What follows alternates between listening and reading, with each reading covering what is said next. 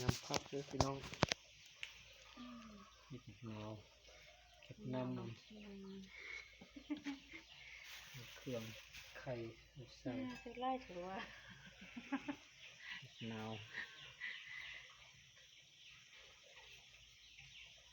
ในควรโบประสงค์ออกกันนะกล้องกำลังเห็ดน้ำมันน้ำใส่เนี่ยพักเกี่ยงไว้นี่นะเกี่ยงไว้ยำนั่นนี่พักนอกเห็ดยำพักนอกนี่นอกอ่อนๆยำกินแรงนี่น้องน้ำกับที่เลี้ยว น้อง นะ นี้จะตำเตย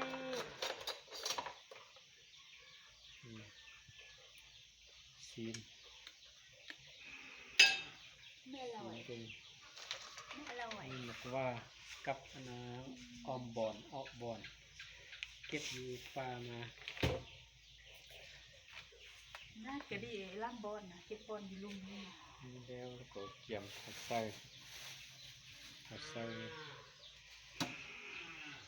มะนาวสตื้ม หน้าผมมีน้ำนะ นาวสตื้มมะพร้าวส้มกันได้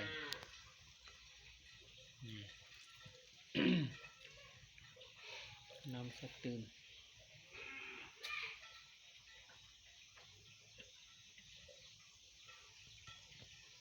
ถ้าเบิ่งเราถ้าเบิ่งนั่นนี่ ยกตะกี้ เป็นเนื้อ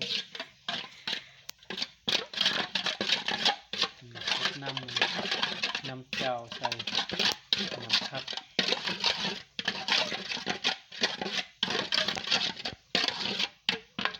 โถชิมเกิน ไข่ใส่ที่วันนี้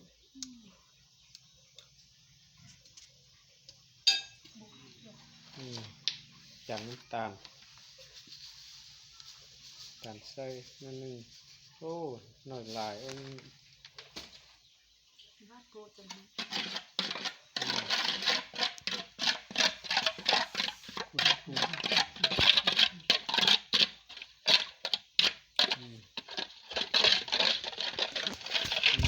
ปะห่างๆก่อน แล้วไล่ นาทีเติมเกลือเข้าไป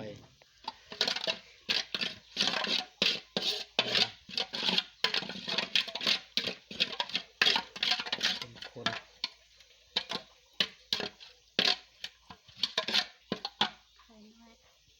แบบนี้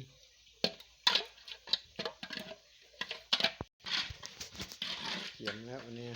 ถ้าจะเอาตุ้งมาซุปมือกันได้นี่ถุงก็ถุงใส่เนี่ยถุงใส่ก่อนถุงอย่างใส่มือก่อนสิ้นดอกคือบะเสียสิ้นนะคือบะเสียนี่ก็แถมนะไปเทมสิ้นนี่แซ่บโอ้เศร้าประเดี๋ยวแล้วโอ้ปีเทมมันจะได้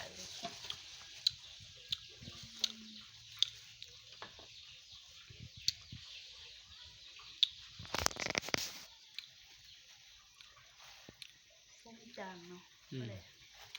ส้มจางเกลือบนได้ทั้งนั้นมันบอกว่าเกลือไหมเนาะใส่เนี่ยหวานกว่า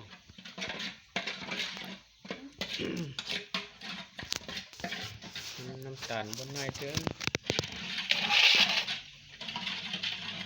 นอกอ่อนถ้าตื้มถ้าติดกระตาน้ำตาลสตื้มบหวานแล้ววันนี้เกลือสตื้ม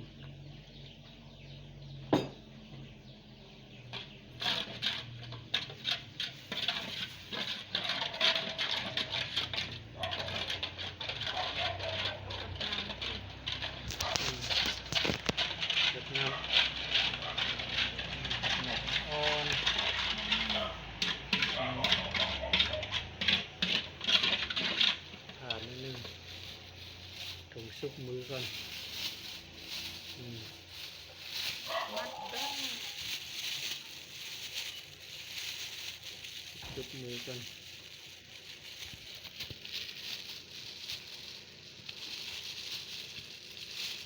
เอาวันนี้เริ่ม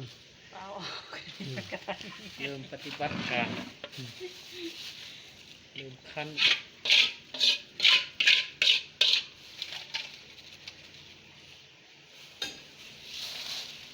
อืม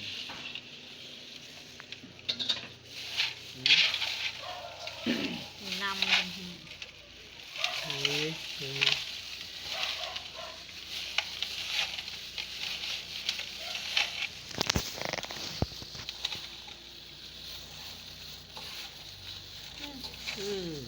ตกขึ้นมา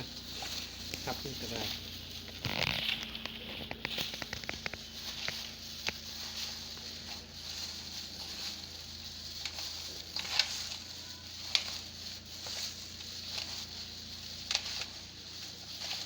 มันเคยหมดอันนี้นะ มุดไปมุดกินเลย3-1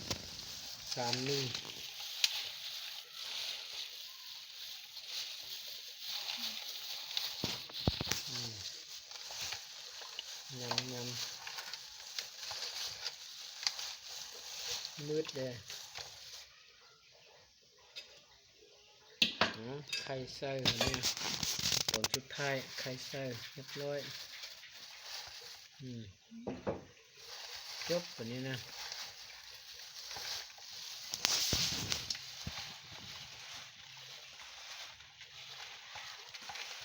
เอาดูก่อนพี่น้องต่อถักกินมันนี่นะ